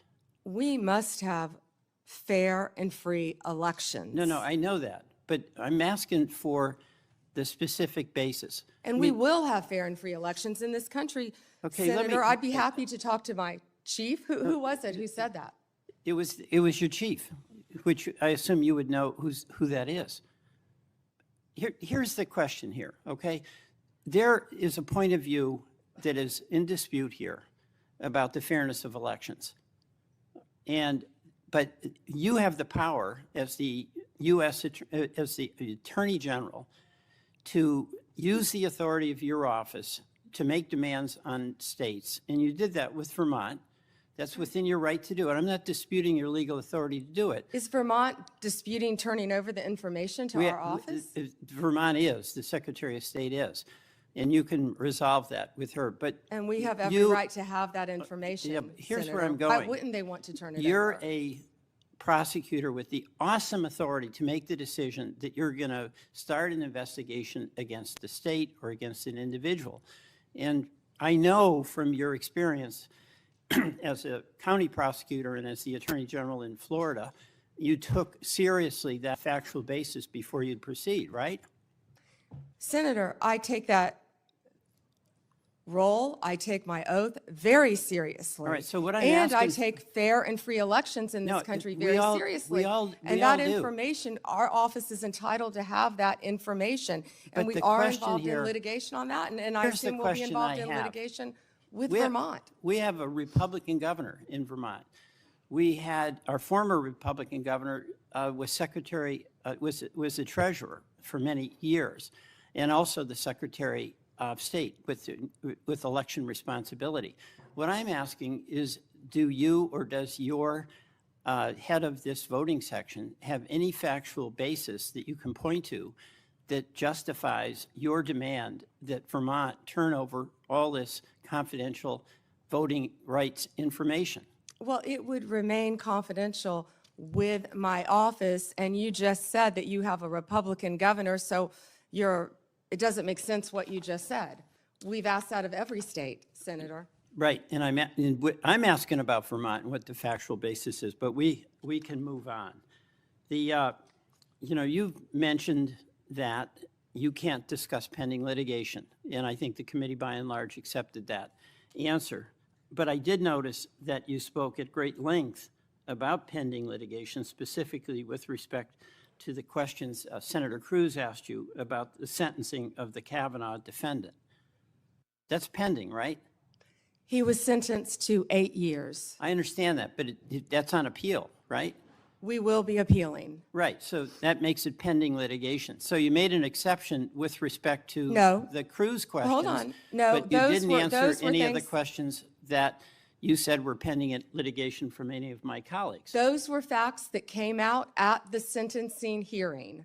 You're welcome to see the transcript of the sentencing I hearing. I with all understand the that. gruesome details of what they threatened to do to Justice Kavanaugh and other justices. I condemn what that person That did. was the sentencing. But the point here is that that's pending litigation. You indicated you're going to be appealing. It's your right to do that. And you would not, you use that justification to not answer many other questions. Justification, you're an attorney, Senator. Okay. You realize that. I do want to go back to Homan. There's a tape, right, with Mr. Homan? I mean, first of all, is there a tape that has audio and video of the transfer of the $50,000? You would have to talk to Director Patel about that. No, I'm talking to you. I don't know the answer, Yeah, Senator. you do know the answer to that. Don't call me a liar. I didn't call you a liar. You just said I know the answer. I said I don't know the answer. Well, You have to talk to okay, let Director me- Patel. What I said is that Let me put investigation it was another way. closed. If you don't know, why don't you know whether there was a tape and video? Senator, I believe that was resolved prior to my confirmation as Attorney General. Do you think that it is of public interest for the people to know what happened to the $50,000 that the FBI turned over to Homan? Did you hear what I just said? That was resolved prior to my confirmation as Attorney General. That's why Not I res- said I it's would not know. It The is- first, It's not resolved. There's $50,000. Homan has it, or somebody has it. Do you have no interest in knowing where it is? you're not going to sit here and slander Tom Homan. The FBI and Deputy Director Blanche said there was nothing. I'm not slamming And- Tom Homan. He got the 50 Tom grand. Homan is doing, how do you know that? Tom Homan is doing a great job, as our borders are, keeping your border state safe. You're a border state. Thank you, time is Senator up. Welch. Thank We're you. going to Madam turn President, could no, I have not right 1 now. minute? Not right now. At the end, on a if you per- wait, we'll point of talk about personal it. privilege? Not right now. There, The Senator witness- Tillis and many others have been waiting their turn. I know, so but this you is can 1 hold minute, until and the it end. relates to testimony that she gave No. about me. Senator Tillis, go ahead. Thank you, Madam Chair. General Bondi, thank you for being here. I'm going to get parochial for a bit of time. Maybe I have some time for some of the other questions, but the eastern band of the Cherokee is this island that's at the very end of western North Carolina. You got convergence of Tennessee and Georgia, South Carolina nearby. But they're an island and they sell pot, and I got no problem with that. What I have a problem with is some of their actions or activities that are, I think, concerning me that actually speak to the broader issue here about marijuana and what we ultimately do with it, with nearly 36 states having it either medical, recreational, or hybrid. But this kind of feels like, to me, the way the tobacco industry got attacked for advertising to young people. We already know, incidentally, that we got a vape problem around here, particularly among young people. And Madam Chair, if I may, I'd like to seek unanimous consent for letters from the Sheriff's Association and the Federal Law Enforcement Officers Association Foundation citing the serious problem we have here with illegal vapes in this country. Without objection. Thank you. But, you know, this worries me because it's a money-making enterprise. It kind of seems like it's preying on younger people. But then I want to talk about this handy app you can get now. Now, it's illegal in North Carolina and Tennessee and Georgia and South Carolina to buy pot, but apparently you can go order it on an app, then right over there to the boundary and get it, I assume that they're not delivering it outside of the boundary, because I think that would be illegal. Would that be illegal? Senator, thank you for pointing that out. I was not familiar with that app, but we will certainly look at that. Yeah. Do you, if I get, let's say I get an illegal, let's get a vape from China. A lot of them are manufactured in China, not The subject majority. to anywhere near the sort of scrutiny that we have here in the United States. If that illegal vape let's say it's, I don't know what it's loaded with, but it gets if it's illegal in the state of North Carolina, and let's say it comes in, I'm using a hypothetical example, into the port of Wilmington, and then finds its way to New York or some other state that has legalized marijuana, is that an illegal transportation of a controlled substance? In other words, unless it teleports into a legal jurisdiction, wouldn't it have been illegally transported at some point? Based on federal law, Senator. Based on yes. federal law, okay. Now, do you, are you familiar with the science of teleportation? No, Senator. I don't think it's been perfected yet. And so it requires a physical movement from one place to the other. I've asked a number of people when they've come before this committee, and hopefully I can get your attention on this too, General Bondi. There's a growing operation in western North Carolina that is a part of the tribal lands. The problem is I can't find any legal way to get this pot that is grown here to the dispensary that's in another non-contiguous area of the boundary. So you see what I mean?